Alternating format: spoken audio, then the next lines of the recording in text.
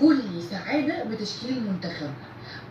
يعني زعلانه ان عمر جابر حسن وابراهيم حسن. انا سعيده جدا، انا سعيده بخدمتكم. كل سعاده بتشكيل المنتخب. يعني زعلانه ان عمر جابر مش موجود، بس مش مشكله، مش كل حاجه هنتمناها هتحصل في وقت واحد. بس سعيده بالعقوبات، سعيده ان في ناس ما انضمتش فعلا ما كانتش تستحق انها تنضم. سعيده بقاتلين اللقطه، قتل اللقطه، مش قاتلين بقى، قتل اللقطه ان هم مش هيبقوا موجودين في حاجه مهمه زي دي. اول مره ابقى فرحانه من تشكيل المنتخب واقول ان هو ده العدل الكروي.